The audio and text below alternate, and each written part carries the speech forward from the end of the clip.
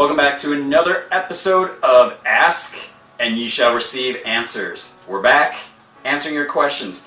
I take your questions off the Ask G-Man video question thread in a general forum, or sometimes on Twitter, G-Man from Heck, hashtag Ask G-Man.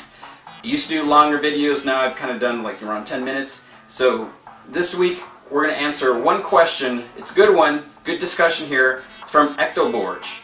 It's actually two questions. Do you think Jor-El would have made a better Superman than Kal-El? After seeing him in the movie, he's a total badass. And from the comics, I know that he's insanely smart. He even built his own private steampunk universe. See Superman Infinite City. After all, Thomas Wayne was a better Batman than Batman. Could that mean that the fathers are better than their sons? So kind of two questions there. This is an interesting question looking at the way the fathers have performed. So yes, in Man of Steel, one of the good things was seeing Jor-El on Krypton. He was badass. He was jumping around, diving, and he wasn't really, he was up against crazy odds. He had to go up against General Zod and his whole army, and he's, doing what he had to do. He wanted to save his son, and he stood up to General Zod. Didn't go too well, but if you think about everything that he did, just like the passion that he had, and that's something that was lacking from movie Superman, from Man of Steel Superman. And yeah, that's because he's still new. He's still young to the role. So it's not a fair criticism or judgment against movie Superman. Looking at what Jor-El, if we think about it, what would happen if Jor-El was able to make the journey to Earth? Because we saw Zod. He pretty instantaneously was able to master his body, all the powers that came with being a Kryptonian under the yellow sun. So if we could have Jor-El on Earth, and based on his beliefs and his intelligence, that would be something. Now, I'm not trying to knock Superman, and Superman in general. We're talking about comic book Superman, who I really like. Jor-El just had a different set of knowledge, if you want to call it that. Growing up on Krypton and with his studying, Superman, his benefit is growing up amongst humans. He really understands and appreciates human life. That's what makes Superman such a great hero. That's what separates him from a lot of other heroes. He's more human than other humans, even though he's an alien.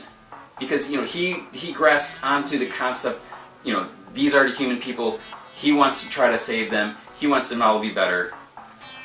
We just didn't fully get that message in the movie. But we're not talking about that. So seeing Jor-El on Earth, he's accomplished so much more. Again, it's not a fair, assessment here, comparison, because Jor-El grew up on Krypton. Now, we've also been seeing in the Action Comics and the backups, there's been some stories, the World of Krypton, whatever they're calling it, we're seeing a younger Jor-El.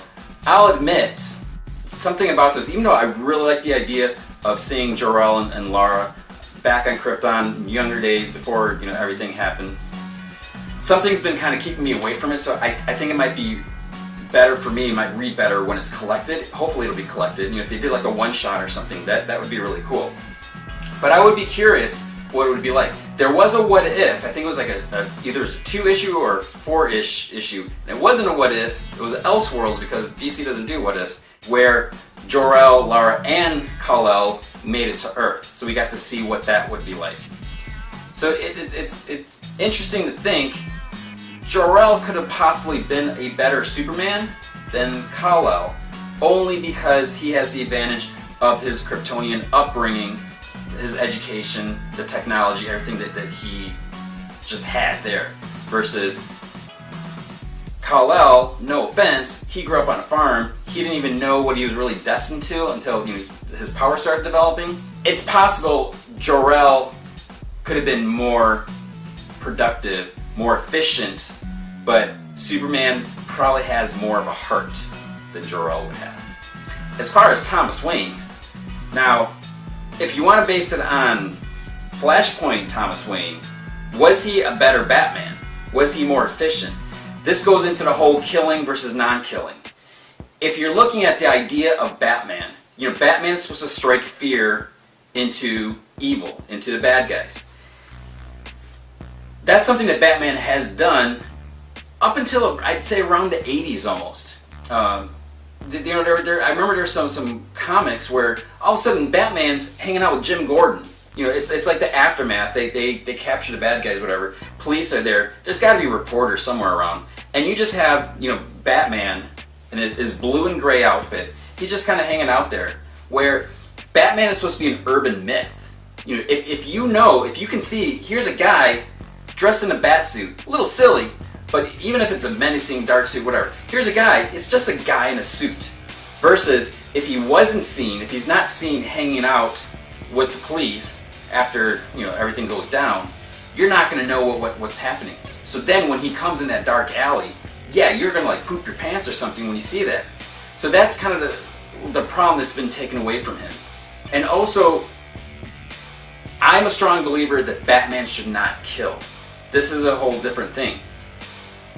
In regards to Thomas Wayne, in Flashpoint did kill when he was Batman, you could argue that made him a more efficient crime fighter in a way. The criminal element, they would really fear him. Although we saw that wasn't quite the case. Even though he was known to be a violent person, they still fought against him, and they didn't think he'd do anything, and then he'd throw someone off a building. But with that, all it takes, that's why you have the Punisher. People, when someone sees a Punisher coming, those guys, they're gonna run out of there because they know that's it.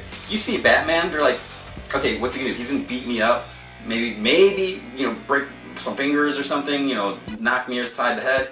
It's not gonna kill me. I'll go to jail and then I'll get out. Even when I go to Arkham, I'll get out because they always do that. So there's that debate about kill and not kill. Obviously, as a vigilante, Batman doesn't have the right to kill. He's not authorized to kill. He shouldn't be taking the law into his own hands. But again, that's what vigilantes do. They do take the law into their own hands. So this is almost a whole different discussion, and maybe this should be a separate video about should Batman kill or not. But Thomas Wayne, we saw, he was trying to deal with the criminal element in a more severe manner. And then you could argue, well, what about Thomas Wayne running a casino? Was he able to make any connections there and get more information versus Bruce Wayne? He's running Wayne Enterprises and building technology, maybe hopefully helping people, kind of doing things differently. So it's hard to say. Now, as far as the question, are the fathers better than the sons? Well, you could say Batman was better than Damian because Damian got killed too soon. I don't know, so I feel like I'm kind of going in circles here. In some ways, Jor-El and Thomas would be better Superman and Batman, but Kal-El and Bruce, they have the essence of who those characters or those heroes are supposed to be. So they may excel, the fathers may excel in certain areas, but I think it would be safe to say that Kal-El and Bruce would make a better Superman and Batman, just because that's what they do. That's almost like what they were born to do. That's who they were meant to be. Jor-El and Thomas weren't meant to be Superman or Batman. So that's what I'm going to say. Now, as far as should Batman kill or not, that's. Let me know if we should have another discussion over that, because we could be here all day with that one. All right, if you have more questions, ask in the Ask G-Man video forum thread, ask on Twitter, G-Man from Heck, Ask G-Man, hashtag. I also answer questions on the Invincibly Supermassive Comic Book Podcast of Stuff. Sometimes when the guests come in or call in, sometimes they'll answer the questions too. So I'll either answer your questions there or here. You just never know.